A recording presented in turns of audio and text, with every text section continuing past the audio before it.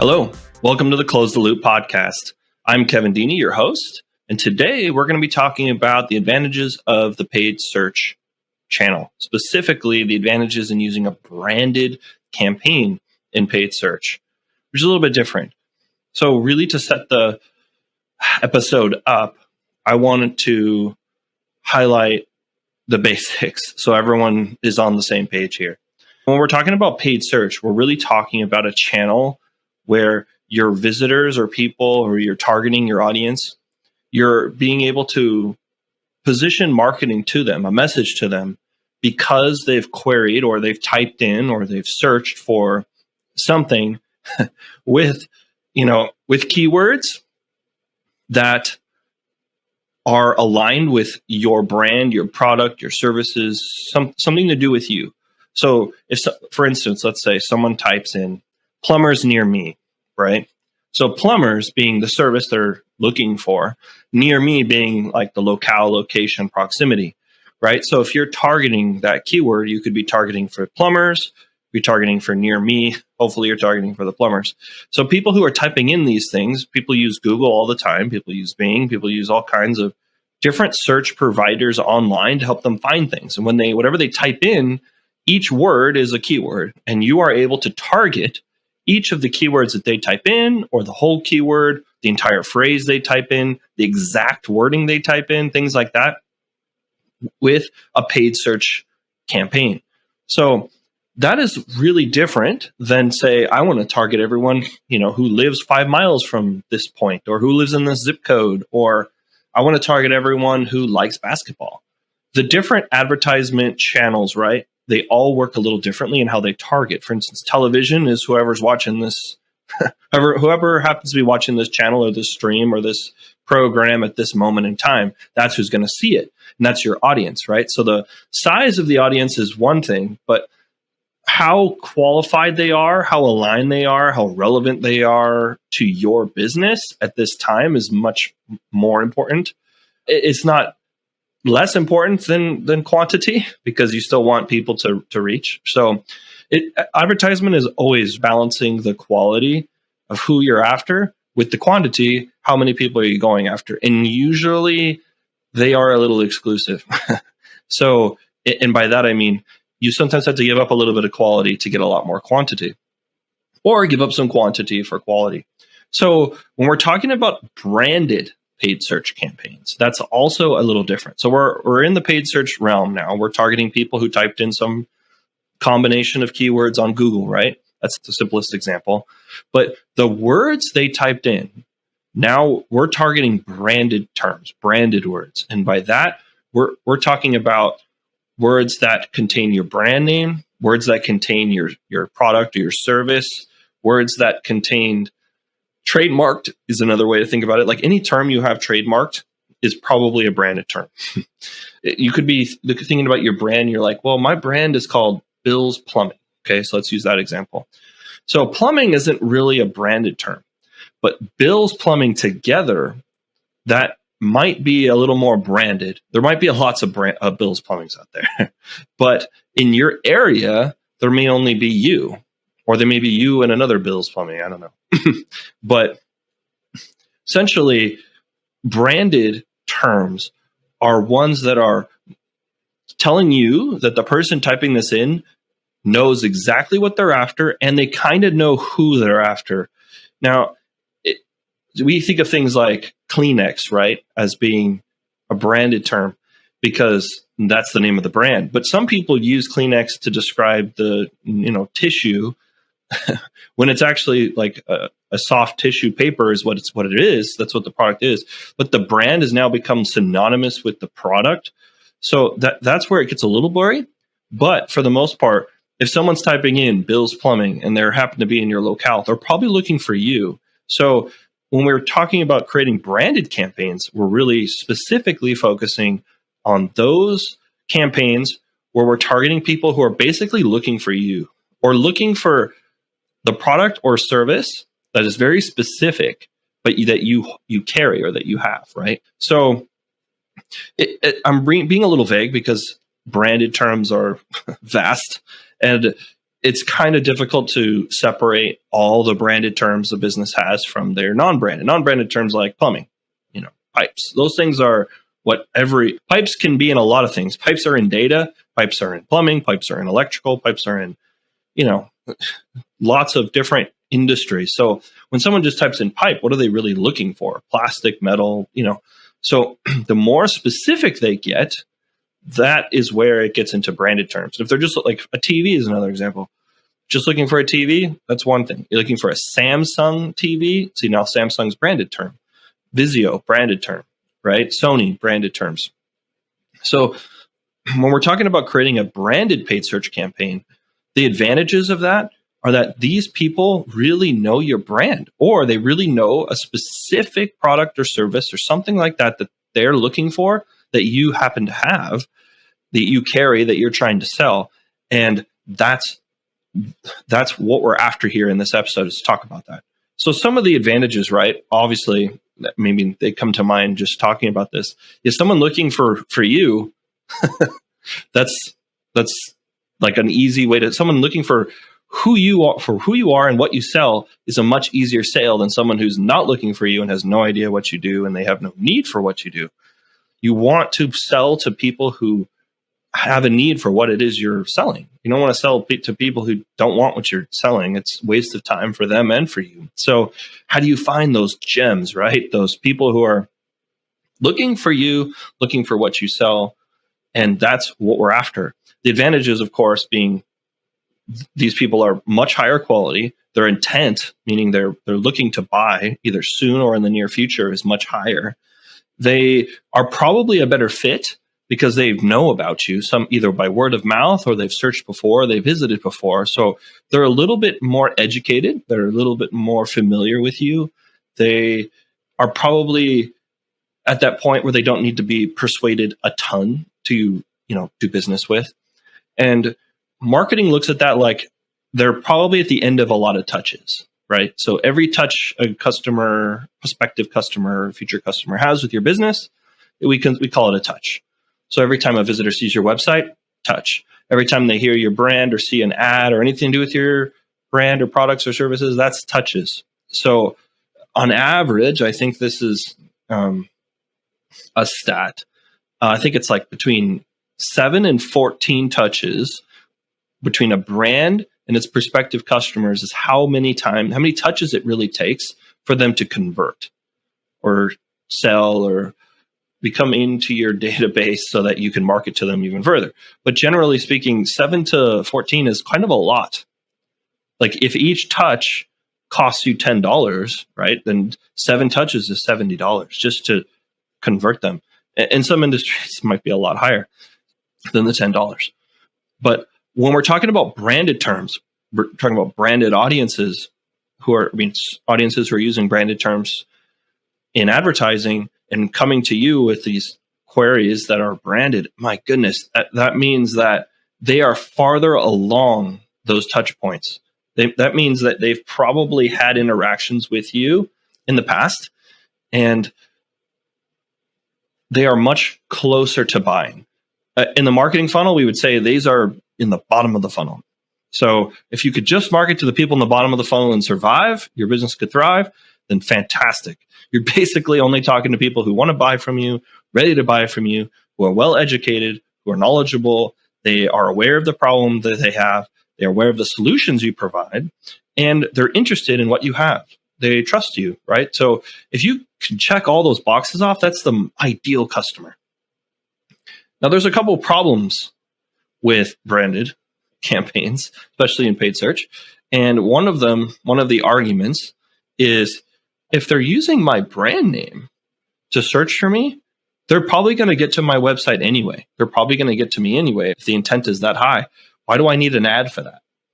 Another argument is these branded searches, they're coming to my website, they're going to convert anyway. They're going to call because they're using my brand name, they're using my trademark service, they're using the exact phrase that I'm targeting, with my website. And so they're going to convert anyway. And the last one that I've heard is, well, branded traffic is mostly my current customers. right? My current patients, they're the ones who already know who we are. That's why they're using the branded terms to find me. So why, again, after all that, it's like, why advertise? Why spend money on people that know who you are, know what you do? You know what I mean? What in the bottom of the funnel, why do we want to spend money there to get people to buy when they're probably going to? Well, that probably, those assumptions you're making about whether they are going to convert, they are going to buy from me anyway, those are costly mistakes. Just to answer that flatly, as simply as I can, because it took so much effort to get them to the bottom of the funnel, right? It took lots of education. It took them being aware of their problem. It took them knowing that you have their solution. It took a lot to get them to that point. They're near the finish line. Are you just going to hope and trust and that all that group of people who's there is just going to go to the finish line? That's where you, in some regard, that's where you should be spending your money, right? Get those people who are pretty close and try to make it more guaranteed. Try to get more. At the top of the funnel, you're talking tens of thousands, hundreds of thousands, millions of people who have no idea they have a problem, who are barely finding out about this stuff, who are interested, but maybe not that interested. And you're moving them down. It goes from millions down to just thousands in the middle of the funnel, maybe hundreds or less. And then it could be single digits or double digits in the bottom of the funnel on any given day. You spent 6-7 touches up to that point, and now you're just going to hope that they cross the finish line. It doesn't work. And spending all your money at the top, hoping that they convert at the bottom, is sort of the backwards way you should be thinking about it. Sometimes the best place to put a campaign, especially a new campaign, if you're a business that doesn't spend a whole lot of money on marketing, is to start with some branded campaigns first, and mix it in with some highly targeted, maybe bottom of funnel, middle of funnel campaigns to mix it up, kind of like hybrid strategy. So that's where the misnomers are. That's my initial take on those arguments. Also, if you think that you're good, if it's like you're like confident and 100% confident that it's 100% of my current customers who are using my branded terms and branded keywords and stuff, then you could test that out. You could check it. You could see if that is the case.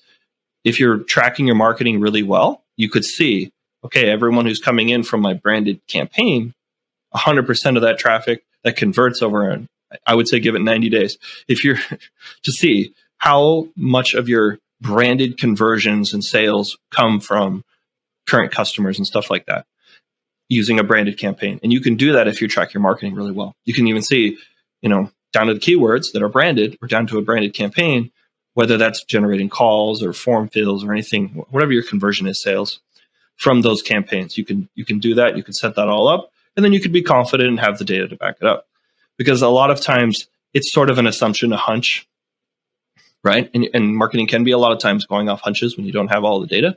But from someone who's done this before, who has a lot of experience in this, I could tell you that a lot of the branded campaigns aren't current customers. They might be returning visitors. That's kind of the point at the bottom of the funnel, especially people who know your branded terms. But at the same time, it's so helpful to be able to control your messaging at the bottom to those people, because you might at the bottom want to have a little more of a push toward buying. You may not be like, hey, let's educate you on pipes and leaks and stuff. And at the bottom, you may be more like, hey, look, here's a deal. Here's an offer. Book our plumbing services today.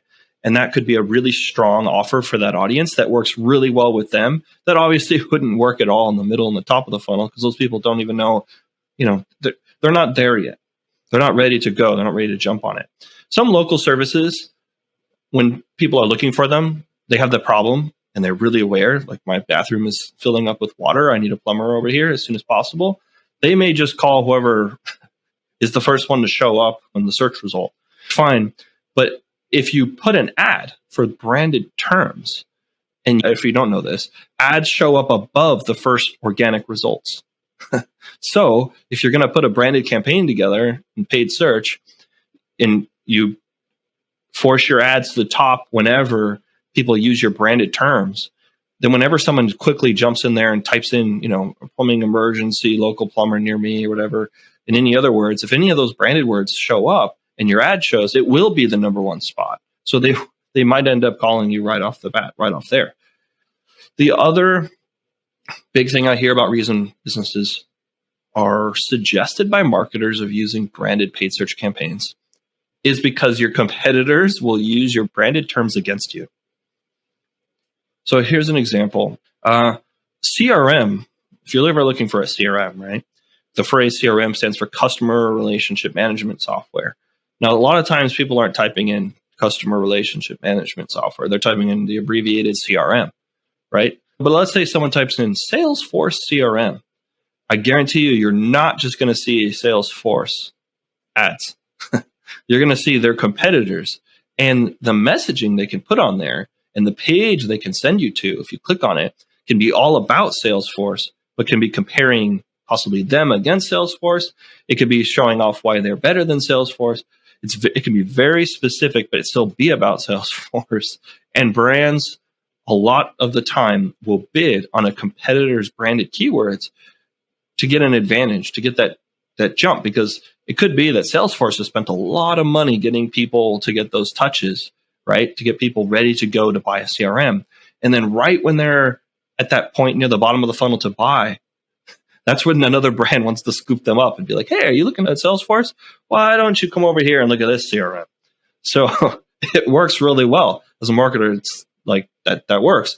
It's obviously harder to get a higher quality score and higher relevance score and things like that. And your landing page experience may not be as great, but you can scoop off some of those people who are potentially at the bottom, but not 100% dedicated on buying Salesforce quite yet.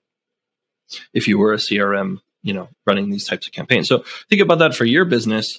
You could put your competitors' brand terms into campaigns. You can do things like that. They're usually called competitive ads.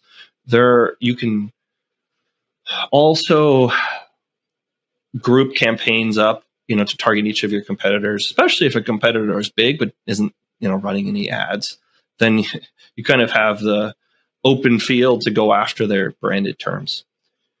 But another thing that we really need to focus on too is that a branded campaign doesn't always work. Sometimes the branded terms are very costly. Salesforce, that keyword is probably pretty costly. So it makes it really expensive if you're not Salesforce to bid on those keywords. And so in that case, going after Salesforce and skimming off some of its bottom of funnel traffic could be costly. Now, it could be more costly to convert your top of funnel to middle to bottom and then convert them, right? So you have to kind of weigh all that. But sometimes a branded campaign isn't a fit if the branded terms are too costly. If you call yourself Salesforce Plumbing, right? So, just randomly making that up here, then it could be that that going after the term Salesforce Plumbing in your case may just be too expensive because your brand name happens to be shared with a very large company. In those cases, branded campaigns just may not be the best fit for you. It's rare, but it's possible. There also could be a branded term that is a product term. For instance, a company could be called Best Plumbing, right? Or 5-star plumbing. Now, people may type in things like 5-star plumbers near me, and that to Google may seem like not a branded search, but there is branded terms that exist for it. So it's going to make the guess whether this visitor intends to see the branded one or the non-branded one. And in probably a lot of cases, they consider it to be the non-branded one. So it may not work for you. And also, if your brand is called something, if your branded terms are associated with a product with a different industry altogether, you might have a problem. Like if you're called elevator plumbing, someone typing in elevators and probably not looking for plumbing. So things like that are when it gets a little fuzzy. But if the terms are bringing the type of visitors that you want to convert, if the type of people that you want, right, that are the type of people you want to do business with, that you want to sell your products or services to, that you want to provide service to, are coming in on these terms or keywords, then it has to be a consideration. It might be costly, might be difficult to do, but if it's better than my other campaigns, then maybe this branded campaign has some legs to it. And usually we're talking about comparing campaigns. We're talking about comparing marketing against each other. You have to kind of compare the last funnel, the last journey points to compare the campaigns. For instance, if a campaign is bringing in 10,000 visitors and another one is only 50 visitors, you may think, wow, 10,000 is way bigger than 50. The 10,000 one must be way better. But if it doesn't ever convert, right, and the 51 does, then the 51 is actually better.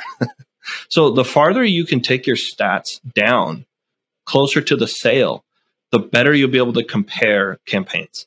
You don't really want to compare campaigns on impressions, on clicks, on click-through rates, maybe not even on lead gen. It probably is better to compare on sale or retention or customer lifetime values.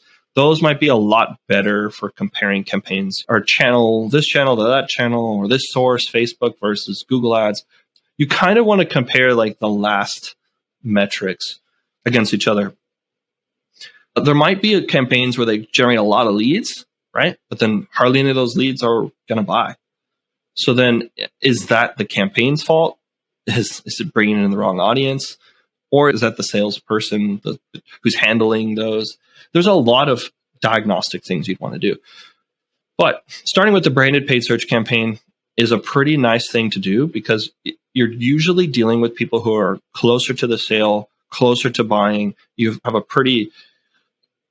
much easier chance of creating a campaign and knowing whether it's working or not pretty quickly, because you're not trying to make top of funnel audiences and then move them through the middle and then to the bottom. It's a lot harder to track, especially over a larger span of time.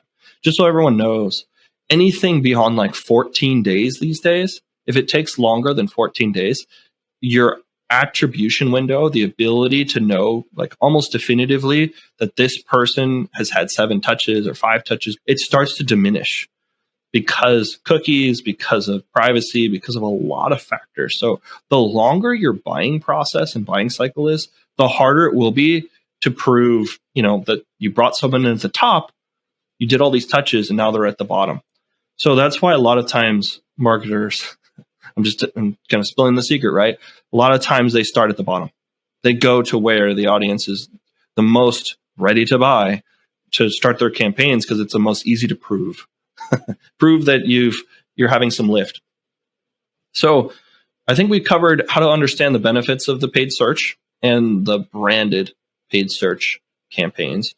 You kind of know what a branded campaign is. It might be a little fuzzy for your industry or for your business, but I'm sure you can work it out. And then we've talked a little bit about how you would experiment with it, right? Just a touch, because when you create a branded campaign with your keywords and you have your ad group and everything ready to go and you launch it, then it's okay, is this working? And within the first probably couple weeks, that's when you're going to want to make sure you have the right negative keywords. Remember, when you're doing paid search, negative keywords are almost, or if not more important than the keywords you're targeting. So negative keywords, of course, are the exclusion words.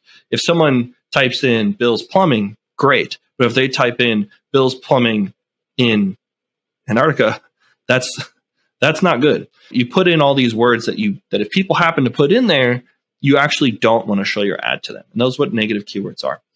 And so with branded terms, I think the negative keyword list can be a lot more manageable.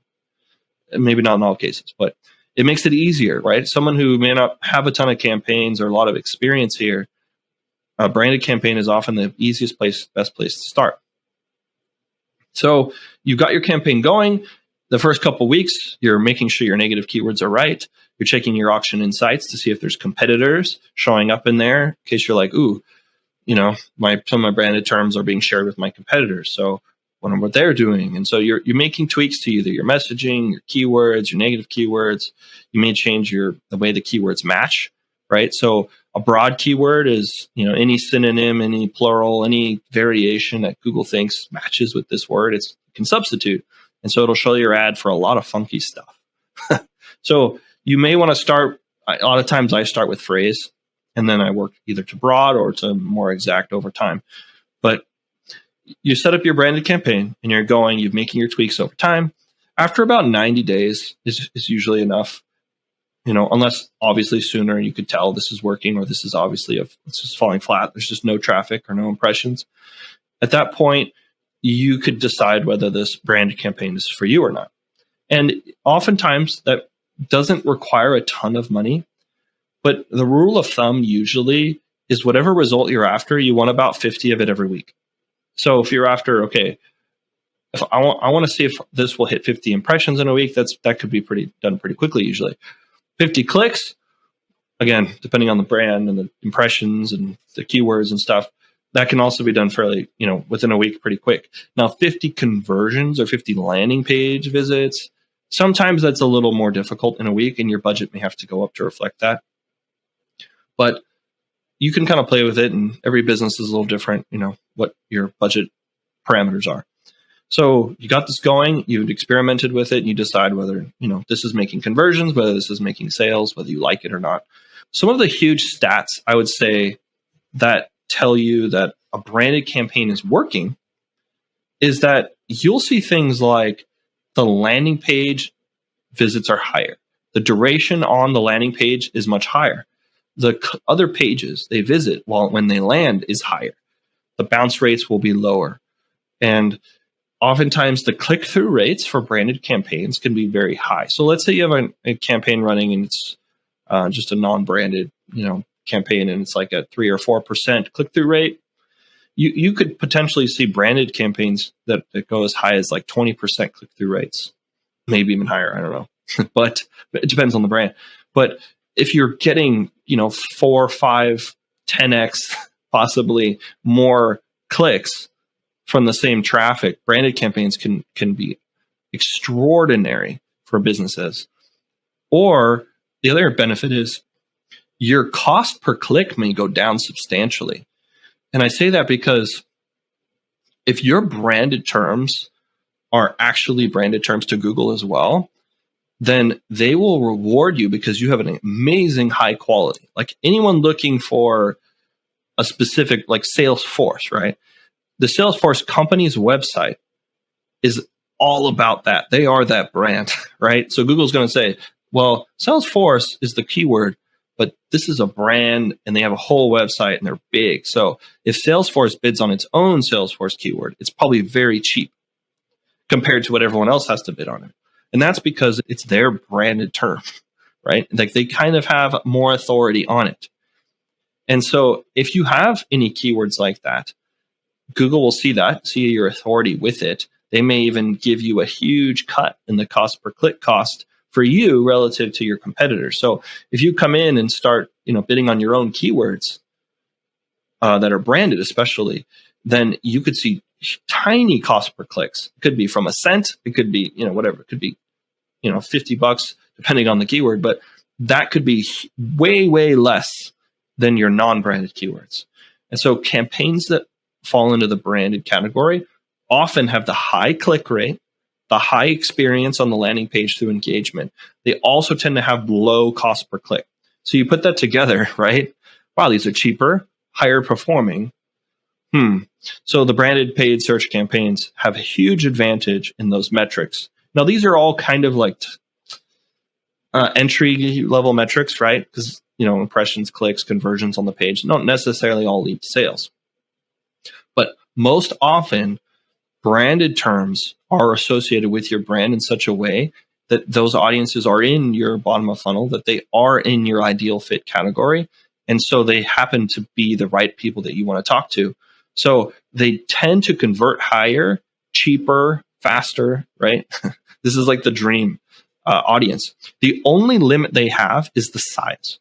The bottom of funnel, if you think of the funnel, right? It's that upside down inverted pyramid. The bottom of it, is the tiniest. And it's like a sponge. Once you've squeezed out everyone in that audience, it kind of doesn't refill so fast unless you have a big engine pumping it down from the middle and a big engine from the top, or some other brand is, right? If you enter a very well-defined space, they may have a lot there educating, informing, becoming solution aware, helping everyone move from the top and then into the middle and then into the bottom. And so there might be just a lot of people there. But in a lot of cases, you're the one who's going to have to refill that, especially with branded terms.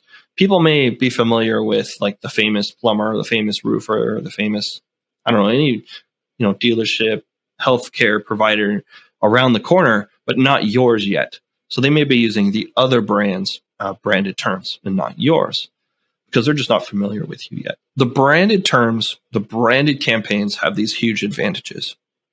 Now, here's some of the requirements. Let's say you're like, I'm swayed, I'm sold. I'll run a branded campaign. What do I need to do this? So I've kind of highlighted, you need to know your brand. You need to know the brand keywords. You can come up with a bunch of them. You create a campaign. I may jump into Google Ads to do this, Bing Ads to do this, Microsoft Ads, whatever it is, to do this. Any kind of paid search platform, you jump in there, you make a campaign. Now, you're going to take all your branded keywords you have, and you're going to want to do what's called like a spoke. So you put all your keywords in like a list, and then you look at them. This is kind of manual. And you're going to pull out keywords that are very much the same. So I'm going to make a good example out of this. So we'll go to the plumbing example again. So you may say, okay, these ones have to do with time, like 24-hour, immediate, emergency, something like that. Okay, I'll put them in this group. Okay, these keywords have to do with the owner, the name, something like that, like Bill Plumbing, Williams Plumbing, things like that. Bill, William, anything like that. This is another category. Another one may be the city, locale, location, like Bill's Plumbing in Los Angeles, Bill's plumber, Los Angeles. So you may group by location. So you're going to come up with all these groupings until all your keywords are in these groupings, right? A very homogeneous similarness to them. So when you're looking at these keyword groups, you're thinking, wow, these all are the same. They have a lot in common. It could be that you just have one. You're just like, well, all these keywords, they're just the branded, there's just a handful of branded names here. So it's just one. But if you have groupings, you're going to want to separate those groupings. So you got your keywords, and now you're going to want to make a landing page. The landing page has to be all about those like for those audiences that are typing in those specific keywords. So anyone who's typing in Bill's Plumbing Los Angeles, you're going to make that landing page all about the people who would be searching for that. Now, I can't tell you exactly what they want, but if they're in the bottom of the funnel, right, they're probably looking to buy. They're probably looking for a plumber. They're probably looking for a way to contact you. They're looking for an offer. They're probably, if they're typing in your brand name, they're probably really familiar with you. They may jump quicker if it's something like this weekend special offer or a special fall or spring or summer rates. Something, they may jump at stuff like that. You'd have to test all that, right? And then whatever you've decided you're going to run with in your messaging for that people who are typing that in, that's what you got to make your landing page all about. Then once that's done, then you look at that landing page when you make your ad copy. And ad copy is what people are going to see in the search result. Usually there's no images. There can be some images there, but generally just think about what your headline's going to be and your description's going to be. So the headline has got to be something that's going to catch their attention, define, make sure that they know for sure this is Bill's Plumbing. And for the Los Angeles example, you may want to put something about Los Angeles or whatever in the headline. And then repeat that in the description. Make sure it's very on point, very relevant. Anyone who clicks that ad most likely is not clicking it by accident. Hopefully it happens. But you want to make that ad so crystal clear. And then when they hit that ad and go to that landing page, you want it to be so confident that they're at the right place that they don't bounce. So you want everything to be in alignment. It's kind of like put the stars, the planets in alignment, and this campaign will sing a lot better for you. So you won't have any problems there. So yeah, you're going to need your brand, the keywords that come off that brand, the landing pages for each individual ad group that you have from your spoken categories, ad copy that matches each unique group, very, very relevant, ultra specific messaging. So, and then you're going to need to, a budget for all this. So you may start your budget small, turn it on, see what you learn, and then increase it over time. That's what I do. So start it at some amount where you're still going to get enough traffic to see if things are working. You're going to learn from negative keywords, stuff like that. And then, you're ready to roll. Branded campaigns are fantastic. You are going to have to monitor brand search campaigns. I would, especially at first, check it every day that it's running and see if you learn anything right off the bat, right? See if there's obvious keywords that are not a fit. You're going to add to your negative list. Check your audience insights to see, what other competitors you're running up against who are searching for the same types of things. And that's kind of how it goes. This is what other people recommend, that you have branded and non-branded campaigns running simultaneously. I think you can get away with just running a branded campaign on its own, but that would be really, really slim pickings. That's just running a bottom of funnel campaign, right? Might be a place you start, but it's not a place you want to be ideally. You want to have, they call it the hybrid setup of a non-branded campaign and then a branded campaign. And you don't want them to bid on the same exact keywords because you kind of will bid against yourself. So dedicate a campaign for branded and give it all those branded terms, and then dedicate your rest of your campaigns to the non-branded one, or non-branded keywords, so that you're not, double, triple bidding on yourself in that example. Campaigns will bid against, themselves. Within the campaign, the ad groups may not, but you definitely want to try to keep everything as separate as possible. It's why you're creating different ad groups, so that they don't interfere, so that there's no overlap, and so that they're hitting a very succinct, very specific, relevant message. If I could say that over and over again, I would, but I think you get the point. And that's kind of how you structure your campaigns inside Google Ads or Bing or wherever. That's the ideal way to do it. So how much money do you need? That's the last requirement. I don't know.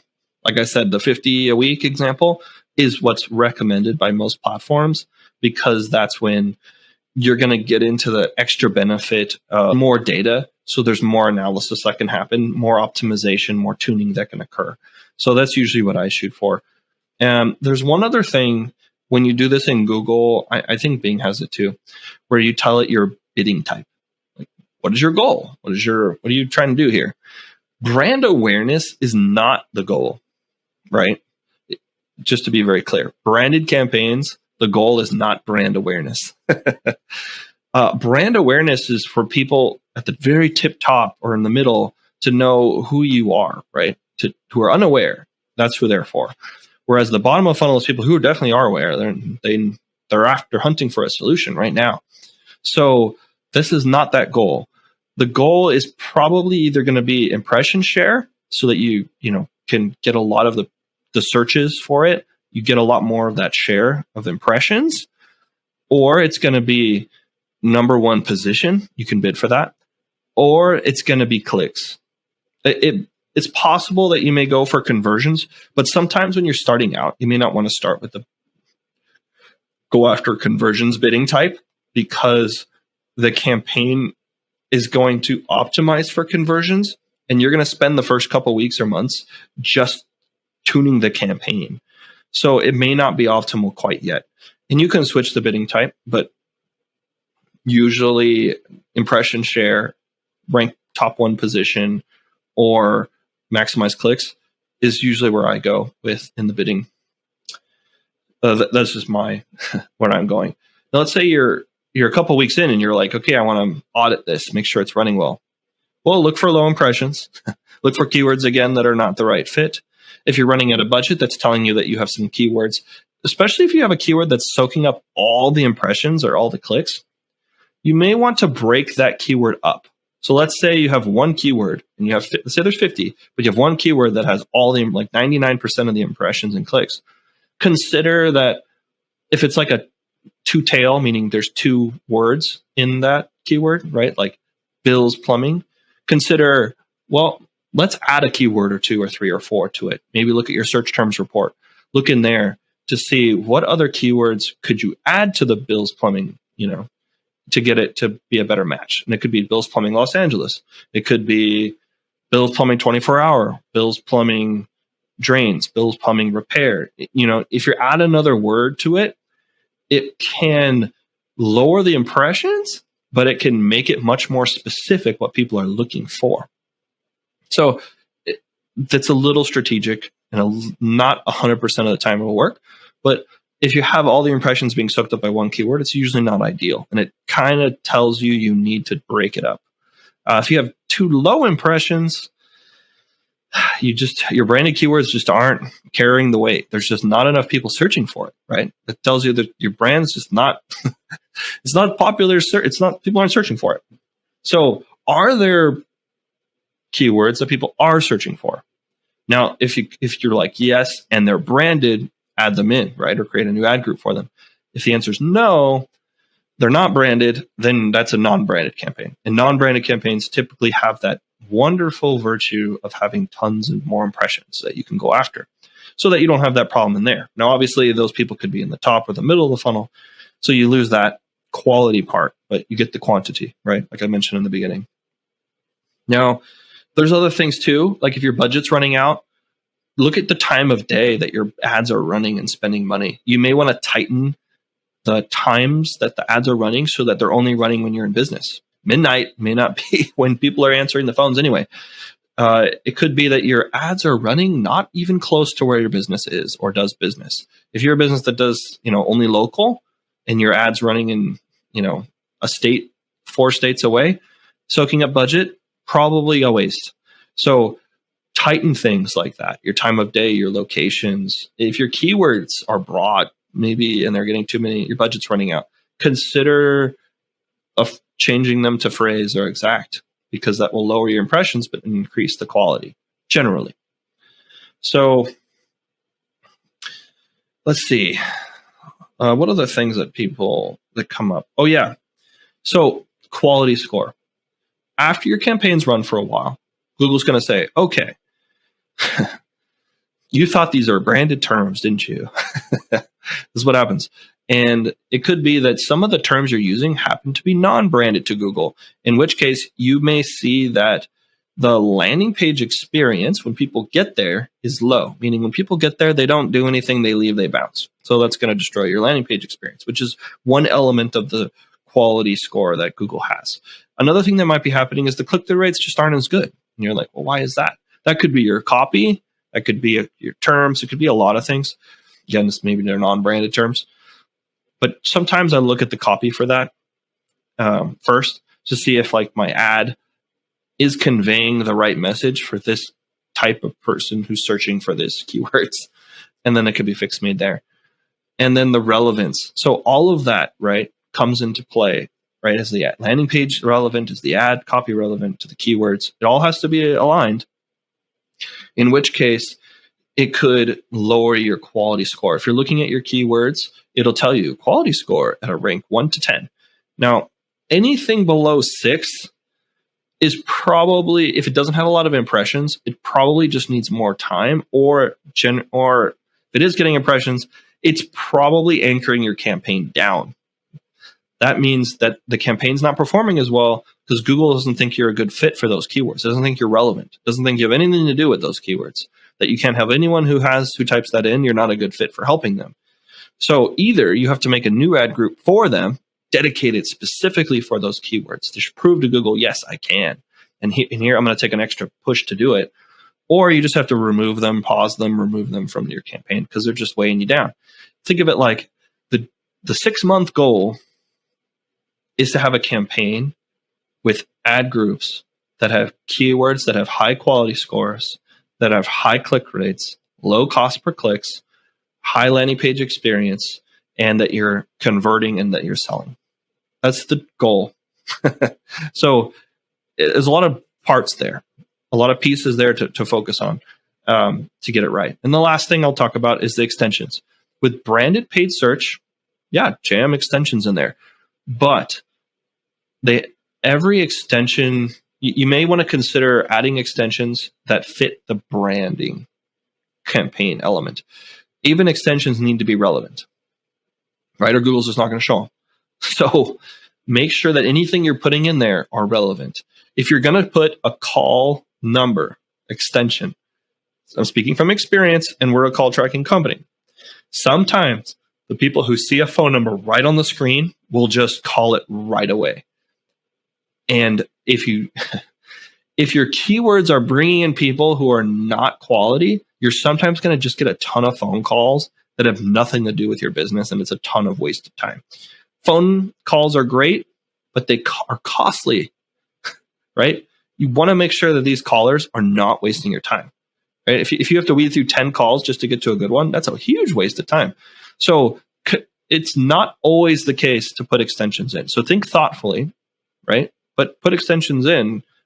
Generally, as long as you've thought it through and it makes sense for this campaign, put them in. And then over time, if you realize they're not working, you can always remove them, right? And it's no skin off your back. So let's just recap everything. The advantages of a branded paid search campaign are vast. They can often be higher performing, lower cost, more efficient, generate your goals that you're after, conversions or sales, at a much better efficiency than any other campaign that I know of, because they're targeting the bottom of funnel audience, that an audience that typically has a much better fit, much higher purchase intent, and is ready to go. So it's the marketing dream, right? It's the sales dream of being able to talk to just the people who are lined up in line ready to buy, right? So there's a lot of benefits there. There's opportunities for your business there. I think you should take a look at this. See if a branded campaign isn't already running. If it isn't, consider running it, right? If it is running, look at it again, evaluate it, see if it can be improved. Experiment with it. Make sure you're tracking your conversions. Make sure you're tracking everything in marketing. Otherwise, it's pointless to run it because you don't know whether it's doing well, if I should put more budget in it, or if I should take budget and put it somewhere else. You want a very vast margin of profit from this, and it's got to make sense. No one wants to spend money that's just wasted here.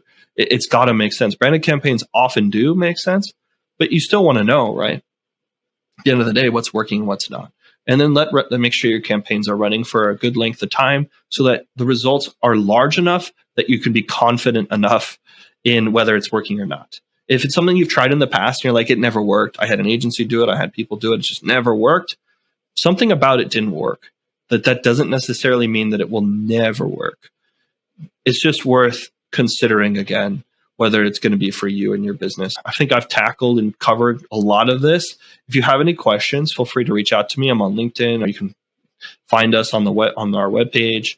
You can ask me about branded campaigns if you need any help with it. I also do consulting for this. So I've run into a lot of accounts that have quite a lot of branded campaigns. I can sniff them out. I can help them work better than they are. So anything like that, let me know. Again, thank you for listening. I really appreciate it. I'm excited to talk about this stuff. This is an episode I'm doing solo because it's just a passionate topic. I love the paid search channel. So again, thank you.